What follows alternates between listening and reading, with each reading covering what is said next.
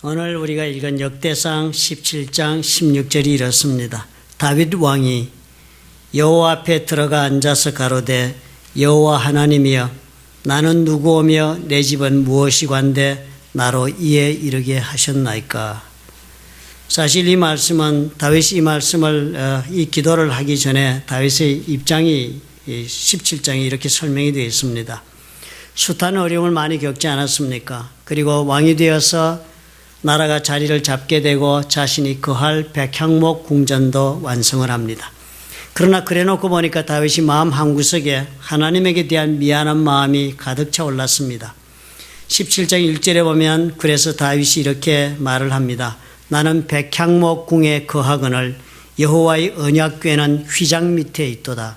하나님의 법궤는 아직도 천막집에 있는데 나는 이렇게 백향목집에 있으니까 너무 미안하다 그렇게 생각을 하고 하나님의 성전을 지어야겠다고 선지자 나단에게 자신의 생각을 전합니다. 그날 밤 하나님은 선지자 나단에게 임하셔서 말씀을 주셨어요. 다윗에게 가서 성전을 짓겠다는 생각을 그만두게 하라. 하나님은 생각이 따로 있다 그렇게 전하라 했습니다. 그리고는 다윗에게 찾아와서 선지자 나단은 하나님께서 약속하시는 놀라운 미래에 대한 하나님의 축복의 약속의 말씀을 전해 주었습니다.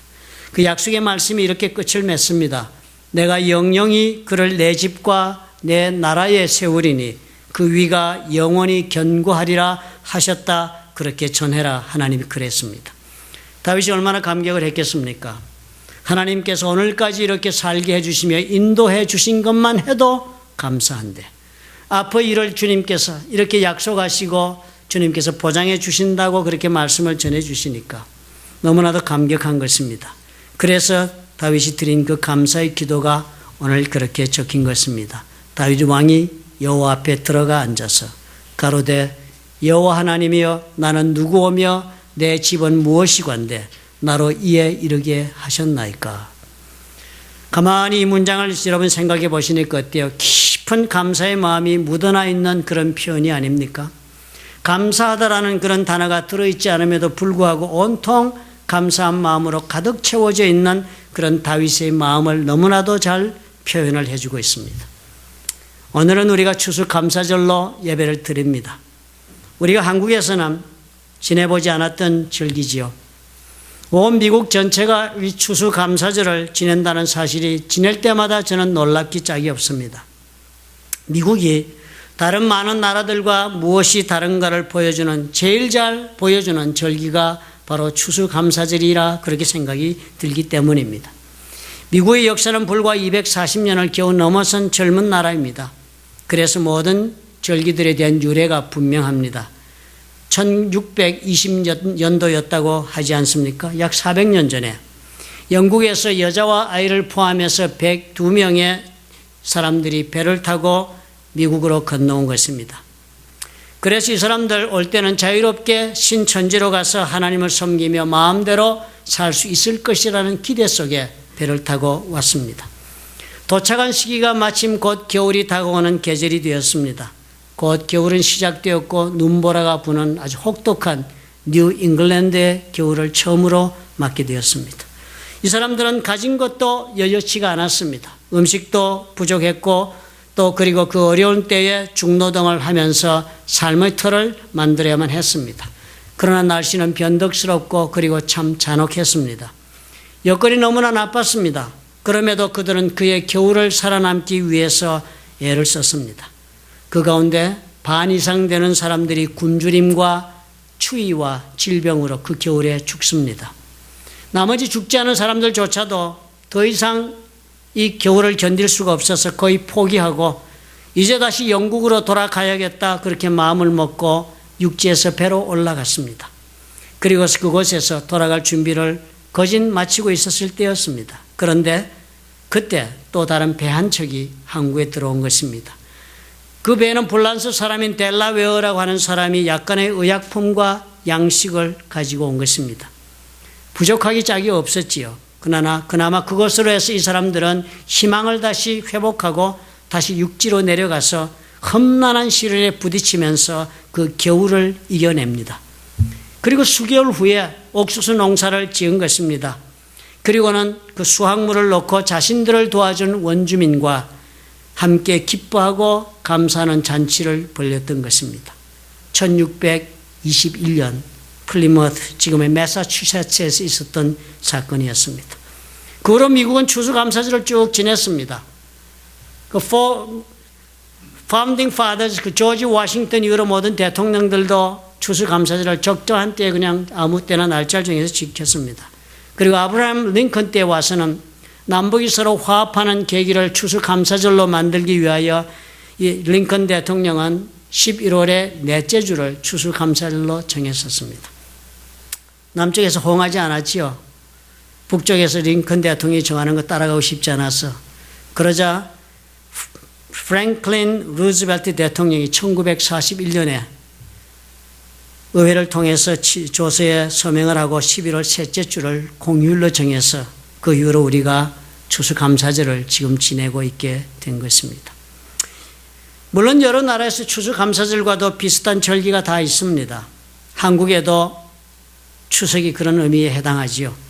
지나간 한 해 동안의 수확을 감사하고 그리고 잔치를 벌리는 축제의 절기는 어느 민족에게도 다 있습니다. 그렇지만 그런 절기들과 미국의 추수감사절과는 그 정신과 내용이 사뭇 다르다 할 수 있습니다. 이 미국의 추수감사절의 정신은 감사의 마음으로 이루어졌기 때문입니다. 그리고 이 감사의 마음이라는 것이 너무나도 중요한 것이 이 감사의 마음이 있을 때 이 감사의 정신이 있어야만 우리가 우리의 삶을 충만하게 살 수 있기 때문입니다. 여러분 쉽게 한번 생각을 해 보십시오. 학교를 다니는 학생이 학교를 다니는 기회를 감사하지 않으면 공부 열심히 하기 어렵습니다. 직장을 얻은 사람들이라 할지라도 그 직장에 대하여 감사하는 마음이 없으면 그 직장을 열심으로 그리고 기쁘게 다니지 못하고 말 것입니다. 시간 낭비하고 애써서 노력하면서 다녀야 겨우 다닐 것입니다. 또 가족의 구성원들, 남편이나 아내에 대하여 감사하지 못하고 사는 그 가정의 구성원들은 결코 그 가정에 충실하지 못할 것입니다. 인생을, 주어진 기회를 충만하게 사는 기회를 놓치고 마는 것입니다. 행복으로 가는 조건이 이 감사가 되는 이유가 바로 감사하는 그 사람만이 자신의 인생을 충만하게 경영할 수 있는 그런 사람이 되기 때문입니다. 오늘은 이 추수감사주의를 기념하는 예배를 드리면서 우리가 다시 한번 생각을 해보기를 원합니다. 어떤 감사를 드렸던가? 그리고 성경은 우리에게 감사하는 삶은 어떤 결과를 우리에게 가져올 수 있는가를 가르치고 있는가 한번 생각해 보도록 하겠습니다. 첫째로 오늘 우리가 이 기사를 보면서 미국의 추수감사절을 보면서 이들이 과연 무엇에 대한 감사를 했던가를 생각해 보아야 하겠습니다. 대개의 경우 추수감사절은 지나간 한 해 동안의 수확에 대한 감사, 결과물에 대한 감사였습니다. 사람이 사는 일이 전적으로 사람의 손에 달려있는 일이 아니라는 것을 사람들은 다 알고 사니까요. 아무리 노력을 했어도 날씨가 맞아 주어야 합니다. 그리고 날씨는 사람의 힘으로 어떻게 할 수 있는 조건이 아니잖아요. 날씨 조건이 나빠서 비가 오지 않는다든지 혹은 기온이 급격한 변화를 일으킨다든지 하는 이상 조건이 발생한다 하더라도 인간으로서는 어쩔 수 없고 또 원망할 대상도 없는 것입니다. 내가 알지 못하는 전혀 초월적인 조건이 잘 맞아 주어서 수확이 되었으니까 그래서 감사하고 즐거워하는 것은 지극히 당연한 반응이 되는 것입니다.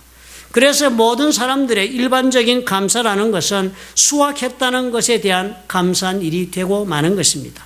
만약에 농사나 경작이 실패를 하고 열매를 맺지 못한 채로 겨울을 맞게 되고 그래서 사람들이 굶어 죽고 고통을 당하게 된다면 그런 때에 감사의 잔치는 어렵게 되는 것입니다. 즐겁게 웃고 떠들면서 그 고통을 즐길 사람들은 아무도 없습니다. 이것이 보통의 삶입니다. 일반적인 일이지요. 감사할 것이 있어야 감사하는 것, 사람들의 인지상정이요 통념입니다.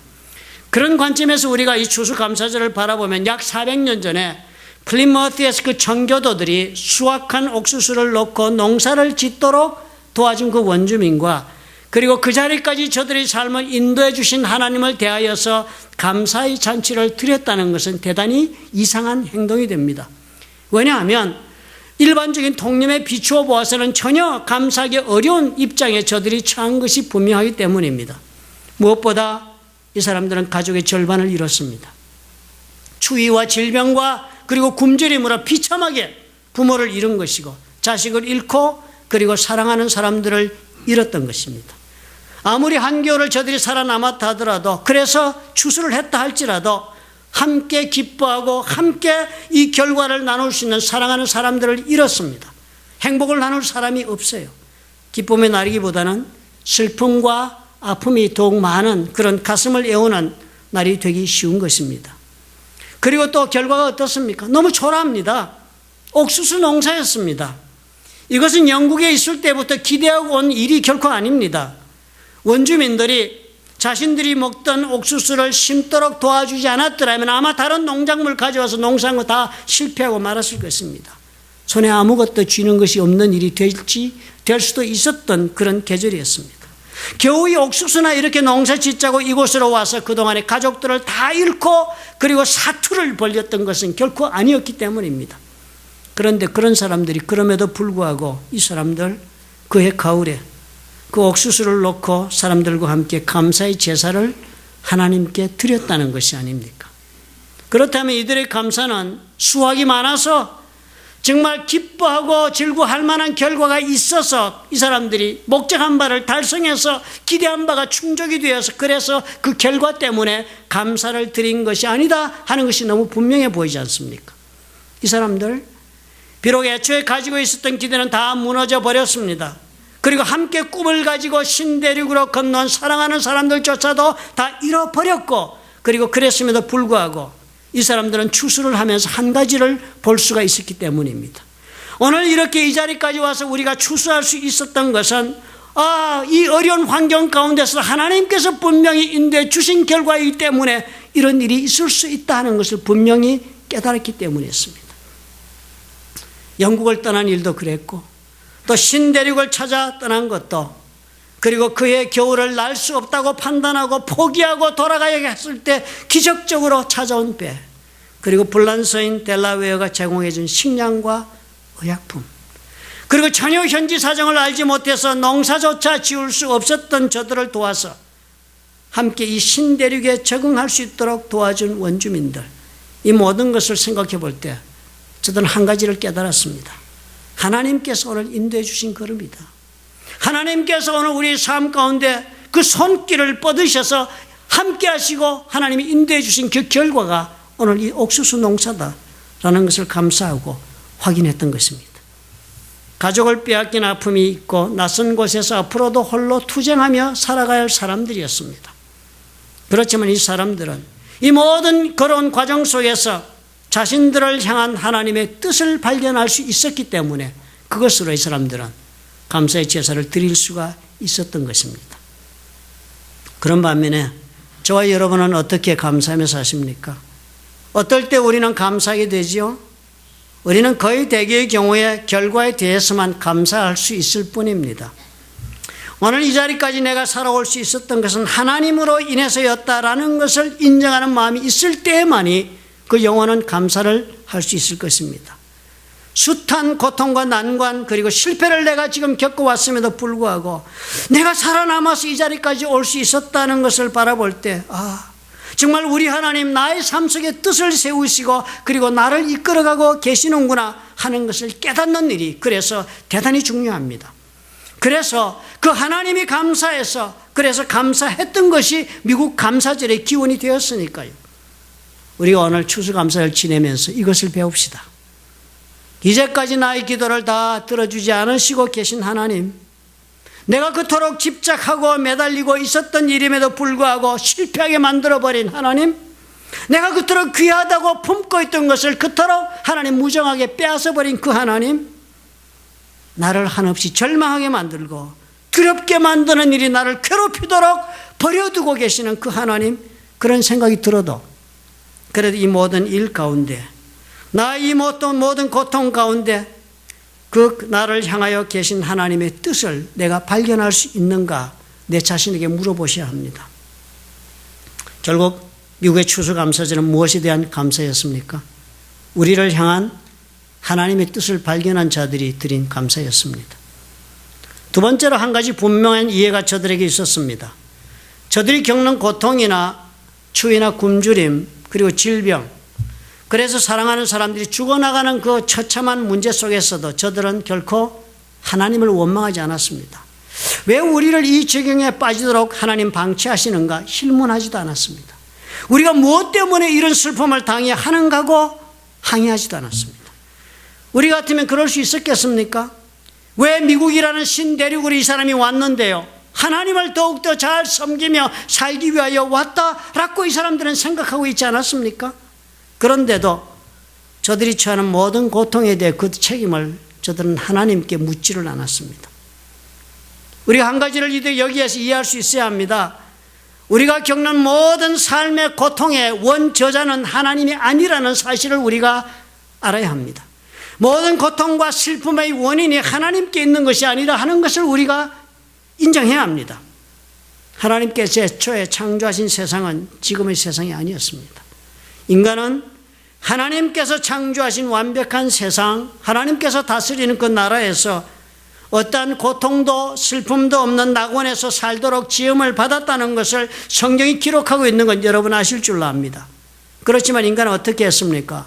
스스로 욕망을 따라서 각자의 인생을 스스로 살아보기 원해서 자기가 세우는 기준에 따라 자기의 판단에 따라 인생을 경영해 보겠다는 그 욕망 때문에 스스로 낙원을 떠난 사람들이 아닙니까?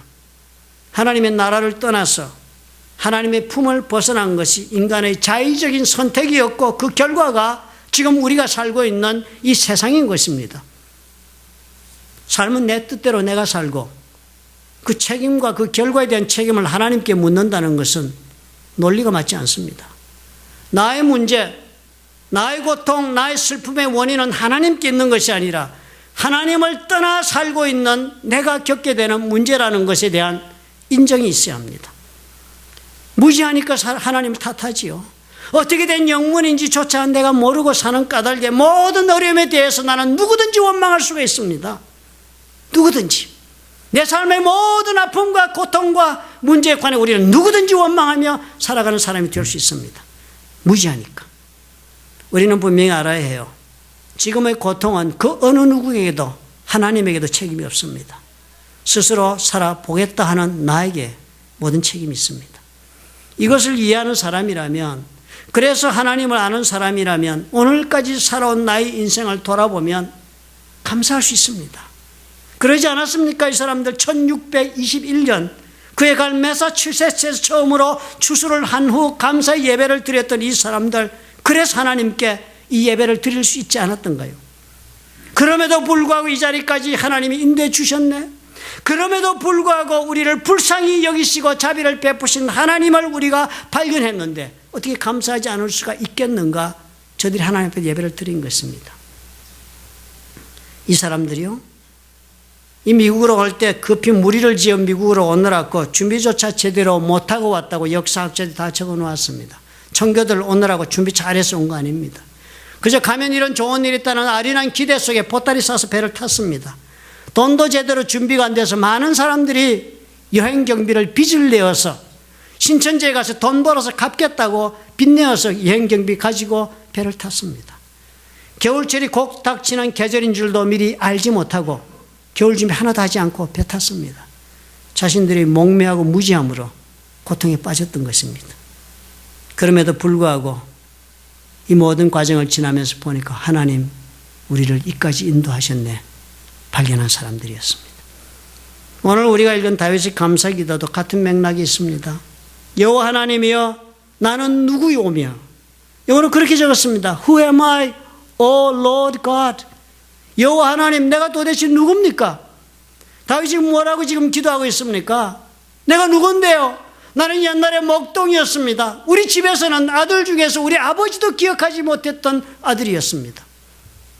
6 아들은 기억해서 선지자 앞에 다 아들을 보였지만 다윗은 잊어버리고 들에 있는 아들은 생각지도 않았던 존재였던 사람이 다윗이었습니다. 다윗이 그랬습니다. 내가 도대체 누구였습니까? 그런 나를 오늘 이 자리까지 어떻게 하나님 이 멀리 인생길 이렇게 인도해 오셨습니까? 우리 가문은 도대체 어떤 가문인데요? 하나님 오늘 이렇게 세워주십니까? 자신이 살아온 과정 속에 고통이 얼마나 많았습니까? 여러 번 죽을 고비도 넘겼습니다. 여러 번. 수치와 수모도 엄청 당했습니다. 살기 위하여서 미친 짓을 하고 침을 흘리며 개적거리는 그런 미치광이 짓도 해야만 했던 다윗이었습니다. 그런 모든 인생의 과정을 겪으면서도 다윗이 한 가지를 분명히 본 것입니다. 나 같은 사람을, 나같이 부족하고 모자라고 어리석은 그런 사람임에도 불구하고 하나님, 나를 오늘 이 자리까지 인도하셨다. 감격의 이유였습니다. 오늘 저와 여러분 이런 인생 이해가 있는지 묻고 싶습니다. 내가 도대체 무엇이라고 하나님은 오늘 나를 이 자리까지 인도해 가시는가? 이루지 못한 것만 바라보지 말고 빼앗긴 것만 생각하고 몸부림치지 말고 나를 인도해 주신 하나님을 바라보실 수 있으면 좋겠습니다. 이런 감사가 없으니까 우리가 어떻게 해요? 다투며 살지요. 이런 감사가 없으므로 우리는 교만해지고 한없이 스스로의 고집에 사로잡힙니다. 이런 감사가 없으므로 우리는 삶이 메마르게 살고 맙니다. 나와 함께하는 수많은 사람들에게도 더욱 삶을 어렵게 하고 피곤한 존재가 되고 나로 인하여 많은 사람들을 힘들게 합니다. 내가 무엇이간데 하나님은 나를 이 자리까지 인도해 주셨나이까? 라고 감사했던 그런 다윗은 실상 그 살아온 과정을 돌아보고 언제나 이 사람은 감사하며 살았던 사람인 것을 발견하는 것이 어렵지가 않습니다. 사람 자체가 감사밖에 모르는 사람이었습니다. 이런 사람이 되었기 때문에 그는 살아가는 삶 동안에 하나님의 인도하심 가운데서도 어떠한 입장 가운데서도 결코 그 마음을 잃지 않았습니다. 1946년도에요. 지금 그 팔레스타인에 가면 사해 여러분 아시죠? 갈릴리 그 요단강의 끝부분에 있는 사해 호수요. 그 사해 호수가 물이 빠지는 데가 없어서 뭐 염전 밭이잖아요. 그런데 그 일대에 있는 동굴에서 필산 구약 사본들이 발견됩니다. 1946년에. 그 동네에 있던 목동들이요, 심심풀이로 동굴이 있으니까 돌멩이를 던져놓고 이렇게 놀다가 돌멩이를 던지는 놀이를 하고 있었는데요. 어느 굴에다 돌멩이를 던졌는데 항아리가 깨지는 소리가 들리는 거예요. 돌이 떨어지더니. 참 이상하다 싶어서 그 목동들이 그 동굴 속으로 들어가서 찾아보니까 항아리가 깨어진 속에서 많은 문헌이 발견이 됐습니다. 뭔지 모르니까 그냥 시장에 갔다가 팔아먹었습니다. 고소다 이래가지고. 그래가지고 학자들이 발견해가지고 그 동굴들을 조사를 하기 시작을 했습니다. 그래서 많은 구약의 사본들이 발견됐습니다. 조사를 해보니까 기원전 8세기 혹은 11세기 그 사이에 씌워진 그런 문헌들이 대단히 중요하지요. 지금 우리가 보고 있는 구약 성경의 내용과 동일한 이사야서 뭐 이런 것이 발견된 것입니다. 원문을 비교하면 너무 동일한 거예요. 한두 자, 그저 글자 쓰다가 틀린 오자만 있을 뿐 내용은 완벽하게 맞아서 사람들이 얼마나 흥분했습니까? 우리 성경이 너무나도 원본과 정말 같다는 것을 우리가 이 사건을 통해서 믿을 수 있다는 그런 사건이 사해 사본의 발견의 사건이었습니다. 그런데요, 그렇게 발견된 사본들 가운데 학자들이요, 분류를 하면서 Thanksgiving hymn이라고 이름을 붙인 것들이 있습니다. 감사의 찬양이라는 그런 문서를 구분해 놓았습니다. 시편의 그런 형식으로 쓰여진 약 30개가 넘는 대단히 많은 숫자지요. 30개가 넘는 감사의 찬양시들을 그들을 한 묶음으로 그렇게 분류해서 Thanksgiving hymn이라고 그렇게 이름을 붙였습니다. 추정하건대 아마 이스라엘 여러분파가 사두개파, 바리새파 그리고 에세네파가 있지 않았습니까? 에세네파가 광야에 살거나 혹은 집단촌을 이루고 살면서 특별히 이 후대를 위하여 성경을 복사하여 보관했던 것으로 그렇게 보여집니다. 에세네파들은 신앙 공동체를 이루고 살았었습니다. 그런데 그 내용들을 보면요, 감사의 그 찬양이라는 그 기도문들의 내용을 보면 그 서두가 시작할 때 언제나 I thank you, O Lord. 하나님 감사합니다. 이렇게 시작하는 기도문이 되었습니다. 그리고 이렇게 적혀 있어요. 하나님 감사합니다. 그리고 보면 일률적으로 패턴이 있습니다. Because you have placed my soul in the bundle of the living. 사람들이 살아있는 사람들 속에 이 사람들 속에 내 영혼을 이렇게 하나님이 놓아주셔서 살게 해주신 것 때문에 나는 하나님께 감사합니다. For you have illumined my face by your covenant. 당신의 언약을 내가 바라보고 살게 해주신 것 때문에 나는 감사합니다. Because you have dealt wondrously with dust and mightily with a creature of clay. 티끌 같은 나를 놀랍게 대해주시고 진흙 같은 나를 강하게 만들어주시는 하나님 때문에 나는 감사합니다. 이런 기도문이에요. 무슨 일을 내가 하나님 축복해 주셔서 뭘 해주셔서 이런 기도문이 아니었습니다. 하나님이 어떻게 해요? 내가 지금 오늘 이 세상에서 이렇게 살 수 있도록 하나님이 인도해 주신 것에 대한 감사였습니다. 그리고 그 다음으로 또 많은 감사문의 중에 종류는요, 다른 것이 아니었습니다. 하나님께서 나를 이 땅에 보내주어서 이 피조물들 속에 내가 함께 교제하며 살고 하늘의 천사들과도 교제하며 살게 해주심을 감사합니다. 그것이 전부였습니다. 이 사람들 가만히 보면요, 이 기도문의 이 생활 속에서 자신들이 매일 신앙 공동체에서 신앙생활하고 하나님 앞에 예배 드릴 때마다 이 기도문을 가지고 낭독하고 그리고 읽고 외우고 그리고 실천하며 살았던 사람들의 모습을 확인할 수 있었다고 학자들이 적습니다. 이 기도문 사용했던 사람들, 공동체를 이루고 살았던 사람들이니까요, 이 사람들에게 있어서 감사란 무엇으로 지금 이해가 되고 있습니까? 자신들이 누구인가를 결정짓는 가장 중요한 요소가 self identity, 다시 말해서 무릇 사람이라면 어떻게 해야 되는가 하는 생각이 단 하나였습니다. 무릇 사람이라면 감사하며 살도록 지어진 것이다 하는 것이 이 사람들의 생각이었습니다. 이것을 이해하고 그렇게 감사하며 사람들이 이 사람들이었다는 것을 우리가 알 수 있습니다. 그리고 이렇게 모여 살던 사람들, 자신들이 속하여 살던 이 신앙 공동체, 이 신앙촌에 있어서 이것이 자신들의 세계였습니다. 그리고 이 자신의 세계를 바라보는 이들의 세계관이 바로 감사였습니다. 즉 세상은 어떻게 해요? 세상은 어떻게 살아야 한다고 바라보는 관점을 가지고 이 사람들이 살았는가 하면 세상은 감사하며 살도록 우리에게 주어진 것이다, 그렇게 보고 살았다 하는 것입니다. 이 사람들 사해사본을 사용했던 고대인들입니다. 이 말씀, 이 기도문 가지고 사는 사람들이에요. 이 사람들 하나같이 하나님의 말씀을 믿었던 사람들입니다. 모세의 오경을 믿었고 선지자의 글도 믿었고 지혜의 글들 믿었던 사람들입니다. 지금 우리가 구약이라고 말하고 있는 모든 것을 믿었던 사람들입니다. 이 사람들 여호와 신앙으로 살았던 사람들이에요. 그러나 그럼에도 불구하고 어려운 환경 속에서 살았던 사람인 것은 우리가 잘 압니다. 그런데 그렇게 산 사람들이 두 가지를 우리에게 보여줍니다. 사람은 감사하며 살아야 하는 존재다. 그것이 사람다운 사람이다. 무릇 사람이라면 감사하고 살아야 한다. 그리고 두 번째는 뭐예요? 이 세상은 감사하며 살도록 우리에게 주어진 세상이다. 그렇게 믿었답니다. 우리는 어떠하게 삽니까? 저들과 같은 하나님 우리가 믿지 않는가요? 저들이 그렇게 복사하고 그렇게 보존해 놓은 동일한 성경을 오늘도 우리는 읽고 배우고 살지 않습니까? 또 그보다 더해서 우리는 예수 그리스도의 놀라우신 은혜를 입고 성령의 도우심을 받아 하나님 앞에 신앙의 길을 걸어갈 수 있는 사람들입니다. 저들이 그런 우리에게 가르쳐주고 있는 것은 대단히 명백하지 않습니까? 우리가 즉 감사의 사람이 되어야 한다. Man of Thanksgiving, 우리의 성품 자체가 우리는 늘 감사하는 것이 나의 삶의 모습이 된 그런 사람이 되어야 한다라고 저들이 우리에게 가르쳐주지 않습니까? 가만히 생각해 보면 어때요? 1621년도 마사추세츠의 감사절에 그 예배를 드린 그 사람들, 어떤 사람들이었습니까? 바로 그런 사람들이었네요. 감사할 줄 아는 사람들, 감사하며 살아야 되는 것이 그것이 인간의 모습이라고 믿었기 때문에 당연히 감사했던 사람들 아닙니까?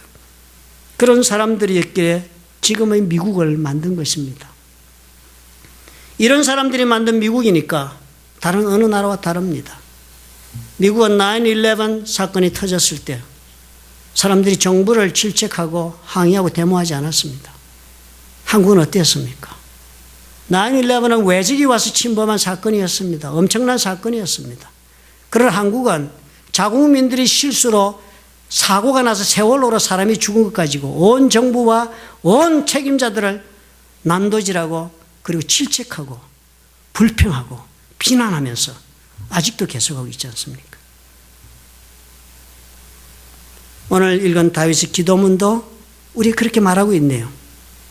그런 다윗이었기 때문에, 감사하는 성품의 사람이 되었기 때문에 그가 하나님 손에 쓰임을 크게 받고 통일 왕국을 이루었네요. 여러분 오늘 어떤 세상을 살고 있습니까? 어떤 일을 또 지금 겪고 계십니까?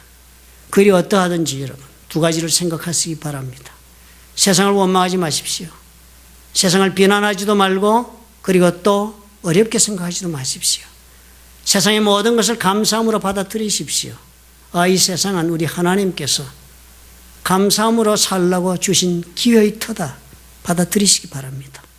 그리고 어떠한 경우에라도 하나님 때문에 여러분, 나와 함께 하시는 하나님이 있다는 그 사실 때문에, 하나님의 손이 나의 인생에 함께 한다는 것 때문에 늘 감사할 수밖에 없는 그런 사람이 되어 사십시오.